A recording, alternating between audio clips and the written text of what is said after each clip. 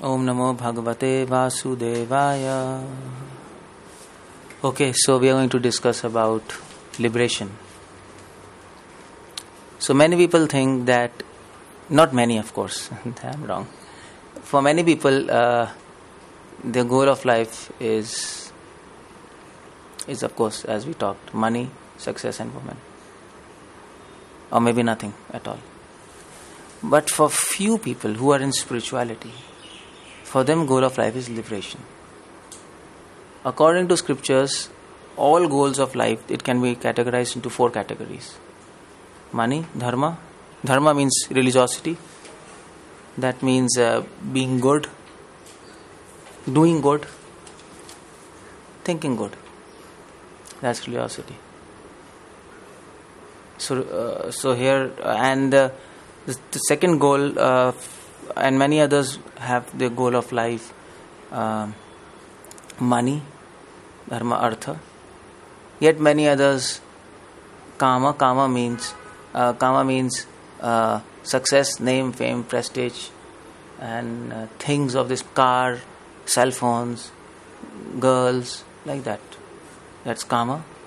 And fourth category of people are who are after liberation, who understands that all these previous 3 things cannot help attain real peace and satisfaction.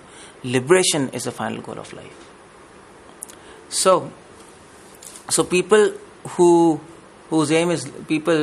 aim for liberation, among them, various people have different definitions of liberation. Now, for yogis in Himalayas, if you come to India, Himalayas, for yogis, liberation means end of sufferings.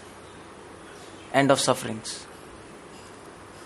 That is why they sit in caves, in extreme cold and extreme heat. And they think by doing these kind of austerities and tapas, they can become free of all sufferings. They can end their sufferings of this material world. All sufferings. For philosophers and ascetics, liberation, especially for philosophers, for jnanis, for them liberation means merging in absolute truth. There is a conception of liberation where after being liberated, you merge into absolute truth.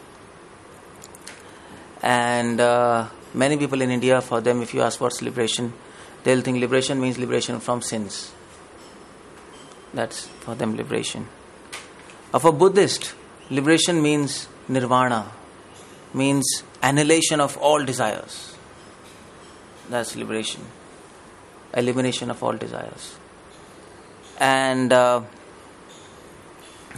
for some Pandits, if you come to India, some Pandits who study Vedas, at least who study the initial section of Vedas, they're called as Karma Kandis. For them, liberation means attaining heavenly planets and enjoying there with damsels and a lot of fine and subtle enjoyment is there. So that's liberation. And for many others, liberation means liberation from their girlfriend or from their wife or from whatever they're bonded into. So different people have different conception of liberation. Now, what is correct? Now, all these kind of people have various conceptions of liberation, but what does scriptures say? What is true liberation? Now, people, if you read Bhagavad Gita, then you will find true definition of liberation. Or if you read Upanishads and Vedanta, you will find true definition of liberation.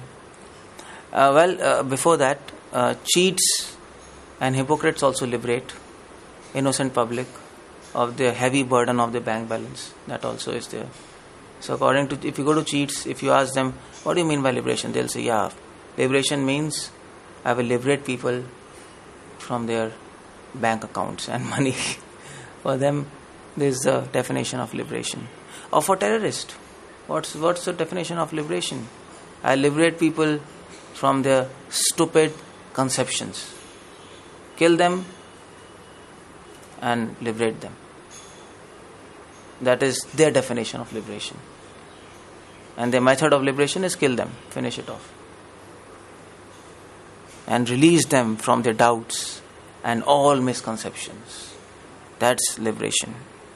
So there are a whole lot of definitions of liberation. For tantrics, if you come to India, there are tantrics, mystic people. For them, liberation means attaining powers and performing miracles and attaining siddhis. Siddhis means powers, or in Western terms, siddhis means parapsychical phenomena. So, according to tantrics, this is liberation.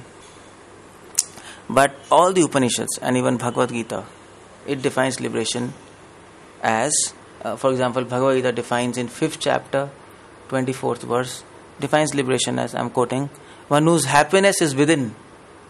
This is real liberation. One whose happiness is within. This is important. Real liberation is your happiness should be within. If you are dependent on some objects for happiness, then you are dependent, you are not liberated. You are not free, isn't it? If you are dependent on your cell phone, on your laptops, on your gadgets for becoming happy, on your friends or anything else, you are not liberated. You are dependent on those objects for your happiness.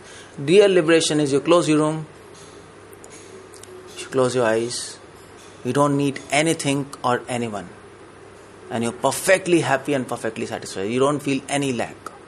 Then you can say you're liberated. This makes sense? So one whose happiness is within, whose happiness is not outside. He doesn't search for happiness outside. His happiness is within, right within himself. That he is liberated. This amazing definition. This is perfect. And one who is active and rejoices within. One who is active within. So a liberated person, for him, he is not inert. Or in other words, for an outsider, he might think, well, that person is sitting in a room, closing eyes and sitting so many hours in meditation. So some people will say, he's wasting time, isn't it? He should be active, he should do something. Why is he sitting in one corner? What is he doing? But Gita says he is fool. Because for ordinary people, a liberated person might look dull and inert and wasting his time. But for a liberated person, he knows that he is active from within. Within himself, he is thinking. He is meditating on deep philosophical thoughts. He is not sitting idle. He is not sleeping in meditation. He's not making a show, just like false cheaters and false meditators make. They meditate and then they sleep.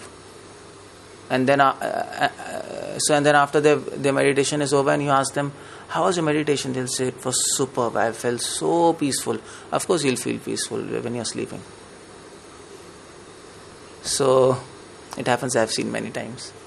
So who is active? Active means whose mind is working. On what?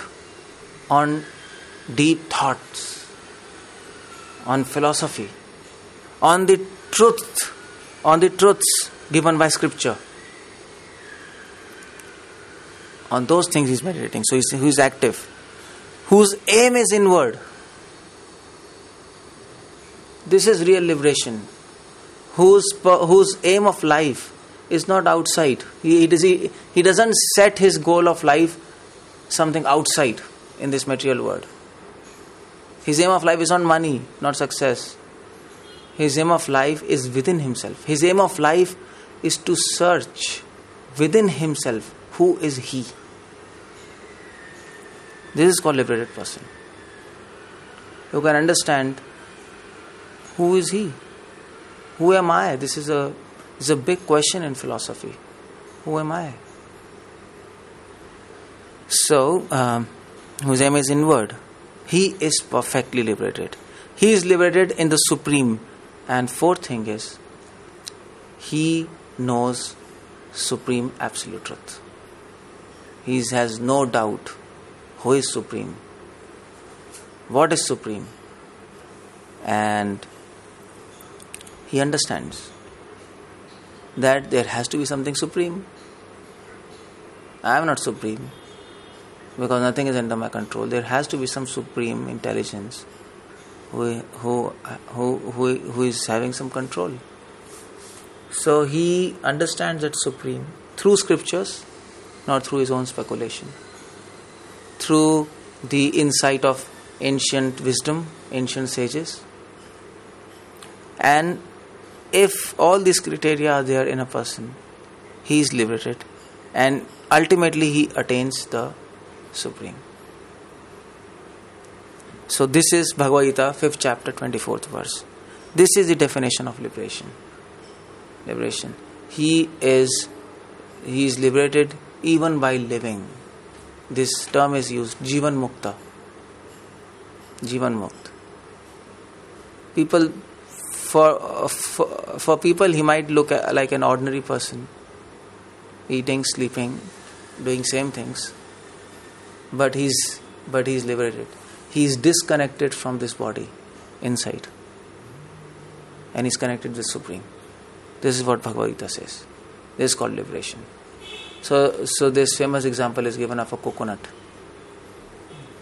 So if you take a ripened coconut and if you shake it, the coconut disconnects itself from the shell inside, and you can hear the voice of the coconut which is disconnected from the shell. So similarly, a liberated person is like that. He understands perfectly that he has nothing to do with this material world or this material body. He has nothing to do with anything outside him. His aim is inwards, his happiness is within, and he is liberated in Supreme. He is connected with the Supreme. So liberation means attaining the Supreme. This is what liberation means. If you go through all Vedanta, all Upanishads, this is the only definition you'll find of liberation.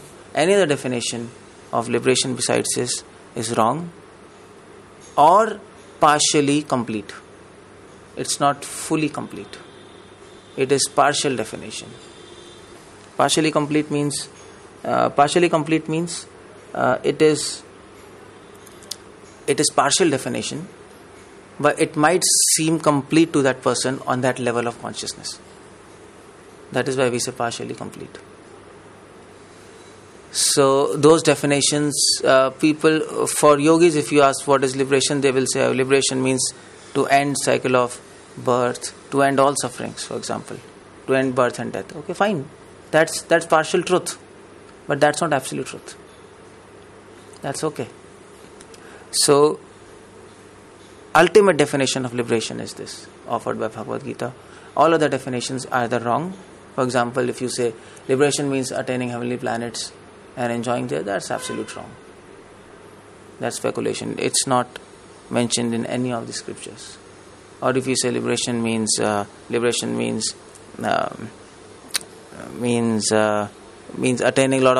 attaining mystic powers, that's wrong. So either they're wrong or they're partial truths. But complete definition of liberation is given by Bhagavad Gita. And that is what should be the goal of life. Hare Krishna. Thank you. Is there any questions? So, if we summarize this lecture, what do we get? What I said that there are many definitions of liberation. Few people who set their goal as liberation, they have different definitions of liberation.